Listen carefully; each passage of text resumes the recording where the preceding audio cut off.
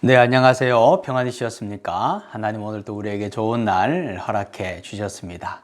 오늘도 하나님이 우리에게 허락해 주시는 힘과 능력으로 힘차게 믿음으로 승리하며 살아갈 수 있기를 축복합니다. 오늘은 스가랴 7장 4절과 5절 말씀입니다. 만군의 여호와의 말씀이 내게 임하여 이르시되 온 땅의 백성과 제사장들에게 이르라. 너희가 70년 동안 다섯째 달과 일곱째 달에 금식하고 애통하였거니와 그 금식이 나를 위하여 한 것이냐. 아멘. 유대인들은 바벨론 포로 생활 70년 동안 시간을 정해놓고 금식을 하였습니다. 특별히 5월과 7월에 늘 금식을 하고 애통해 했습니다. 유대인들의 입장에서는 그렇게 70년 동안 절기를 정해놓고 금식하고 기도한 그 응답이 이제 성전을 재건하는 것이다. 얼마든지 그렇게 생각을 할 수 있겠죠. 그런데 하나님은 지금 너무나도 깜짝 놀랄 질문을 하고 계시는 겁니다. 그 금식이 나를 위하여 한 것이냐? 라고 질문을 하시는 겁니다. 지금 하나님은 유대인들이 70년 동안 애통해하면서 금식하며 기도했던 그 모든 것이 하나님 자신과는 무관한 것이다. 이렇게 지금 말씀을 하고 있는 겁니다. 이것은 너무나도 충격적이죠. 70년 동안 행한 금식을 하나님이 인정하지 않으신다는 겁니다. 물론 그들의 금식 자체가 의미가 없는 것은 아니었습니다. 그들은 국가의 멸망을 통분히 여기는 마음으로 금식을 했습니다. 특별히 5월과 7월에 금식을 했는데 5월은 성전이 파괴된 달이 5월이었고 7월은 유다 땅에 남은 사람들을 다스리던 그달랴라는 사람이 암살당한 때가 바로 7월이었습니다.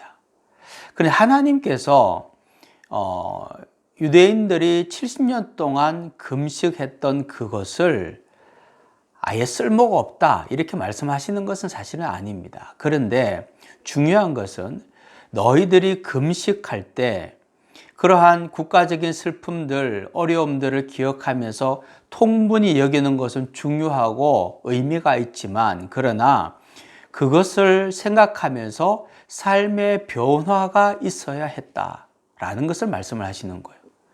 그냥 통분히 여기기만 해서는 안 되고 그러한 과거의 역사들을 기억하고 금식하면서 정말 해야 되는 것은 지금 내 삶을 돌아보고 회개하고 하나님 앞에 잘못된 것들을 바로잡고 그리고 오직 우리는 이제부터는 하나님만 바라보겠다는 결단과 행동이 뒤따라야 했다라고 말씀을 하시는 거죠. 70년 동안 유대인들이 금식하면서 그들은 탄식만 했다는 겁니다. 그것은 하나님께서 보시기에 하나님을 위한 금식은 아니다라고 말씀을 하고 계시는 거죠. 금식할 수밖에 없는 상황이든 아니면 평안한 상황이든 하나님께서 진정으로 원하시는 것이 뭔가? 그것은 하나님 앞에서 회개하고 우리의 삶 속에서 하나님의 말씀에 순종하는 것입니다. 금식을 해도 하나님 앞에 회개하고 하나님의 말씀에 순종하기를 결단하고 하나님 말씀에 은혜 속으로 들어가 그 말씀대로 살아가는 것, 그게 가장 중요한 것이고 평안할 때 중요한 건 뭐냐?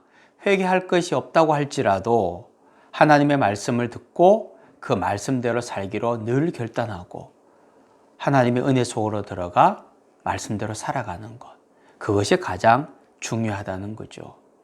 순종이 제사보다 낫고 듣는 것이 순양의 기름보다 낫다라고 말씀하셨습니다. 금식한 행위 자체도 중요하고 그리고 우리에게 의미가 있을지 모르지만 하나님께서 진정으로 원하시는 금식은 하나님 앞에 회개하고 우리의 삶을 바꾸어 나가는 것입니다. 하나님께서 기뻐하시는 금식을 하는 삶이 되기를 축복합니다. 하나님, 우리가 하는 많은 종교적인 행위들이 그저 나를 위한 것이 되지 않게 하여 주옵소서. 금식을 하든 예배를 드리든 하나님 앞에 온전한 모습으로 하게 하여 주시고, 그리고 회개하고 주님께서 말씀하여 주시는 대로 순종하며 걸어가기를 결단하고, 그 하나님의 은혜 속에서 하나님의 말씀대로 살아내는 역사가 꼭 있게 도와 주옵소서. 예수님의 이름으로 기도하옵나이다. 아멘.